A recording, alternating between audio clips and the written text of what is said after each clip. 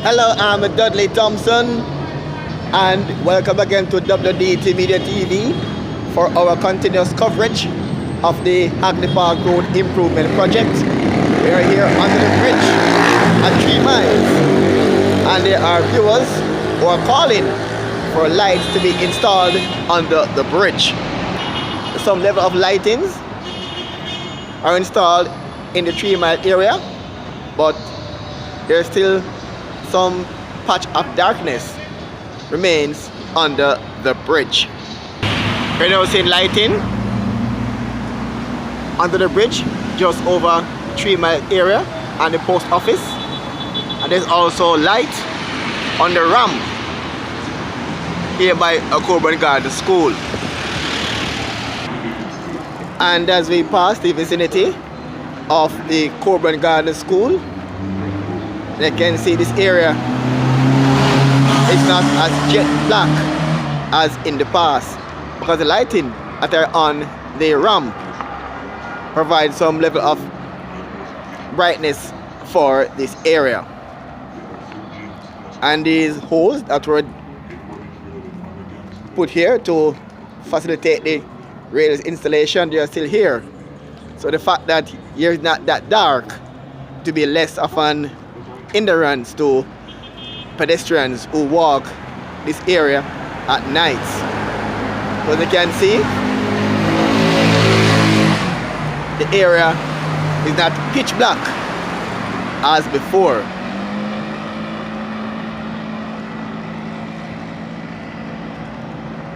This area right by the Coburn Gardens Primary School wall, over to the left side, and by the right side is the wall to the ramp that go up to the bridge, and it's not as dark as you can see.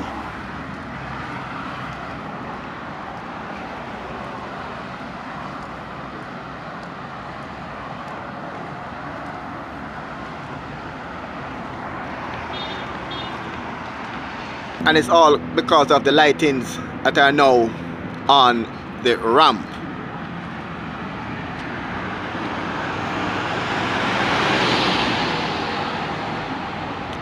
So the area is not jet black as in the past. But we are still calling on the authorities to do something about the holes here.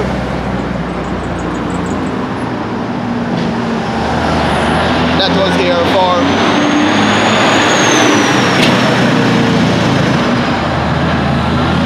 they were here for the rail installation.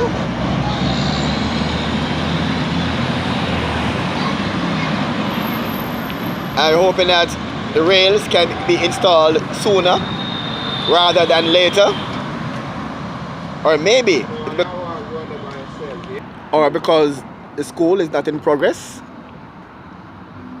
and the numbers are not as before, why there's a lack of alacrity when it comes to this project.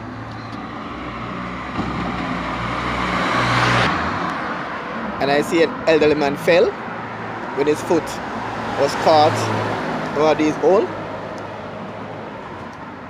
But luckily, the area is not as dark as in previous times. So they still provide that there still could be a danger, but they are less harm as earlier before the place was lit as it is right now.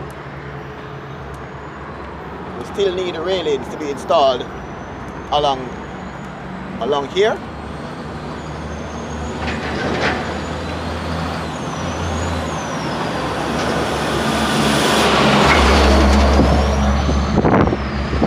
As you can see, there is no light on the ramp here on the bridge.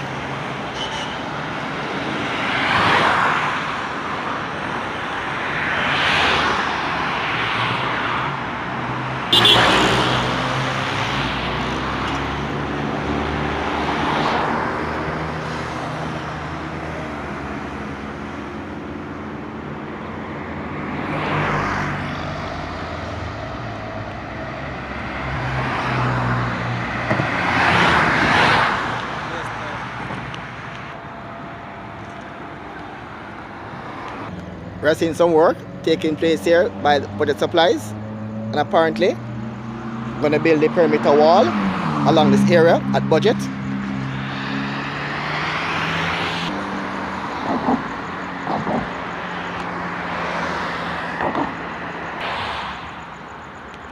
And they have to be careful not to damage this pipe that runs along here. And there's a hydrant here as well.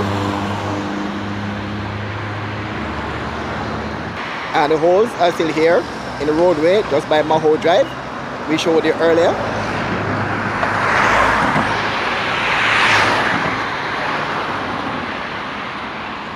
Just across from Maho Drive. You can see the holes in the roadway. And this area was repaired on the 20th of November.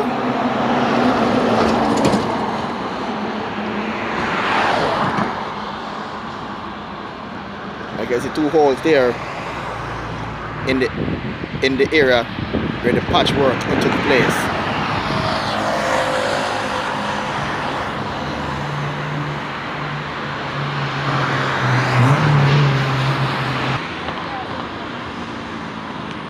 And also, plans for Guntown Road was addressed at the Public Administration and Appropriations Committee meeting held on the 26th of November 2020. To make the point, Chairman, because, I've gotten a lot of correspondence from agitated persons regarding when are we going to fix the Guntown Road or this other road. May I submit that these are not undertakings that are done precipitously. The formations, we have to grab soil samples, the soil samples and the rock samples have to be taken to the lab, they have to be analyzed so that we can come up with the right engineering solution for the problem. Then we have to petition our peer ministry and the kind auspices of the PS for the funding to implement. Then we have to go to contracting.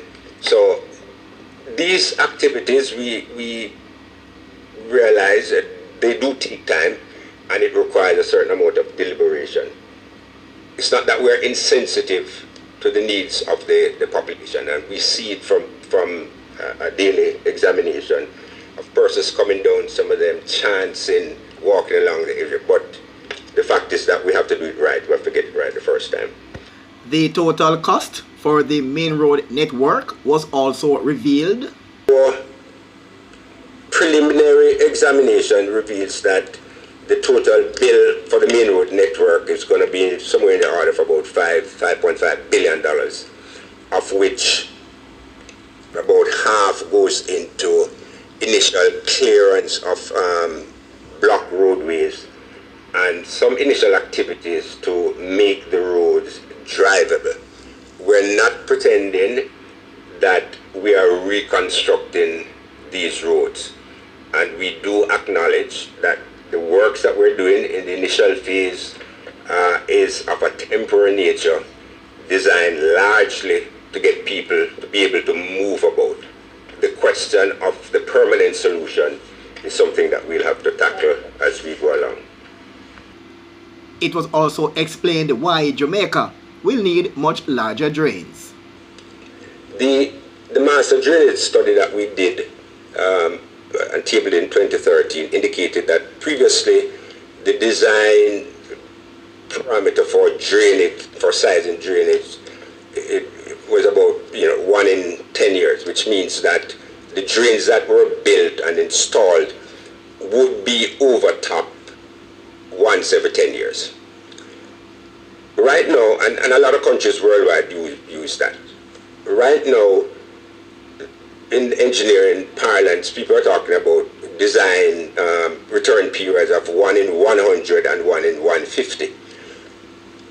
I don't want to get too technical, but how it works, you can look at rainfall pattern in Jamaica for say the last 100 years.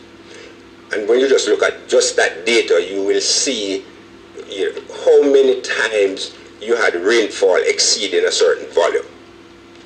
And it is that information that we use to design. Now, 30 years ago, you could design something that, won't have any problems, once every 10 years. Now we're having bigger storms. And what that translates into is the need for larger drains. Suffice it to say that that's a tremendous, to dig up all the roads and to put in big drains and so on and so forth is a big expenditure. So let us just bear that in mind. I'm Dudley Thompson for Roots FM News and also WDT Media TV. Feel free to like, share and subscribe. And again, thanks in advance. Thanks for viewing and have yourselves a wonderful day.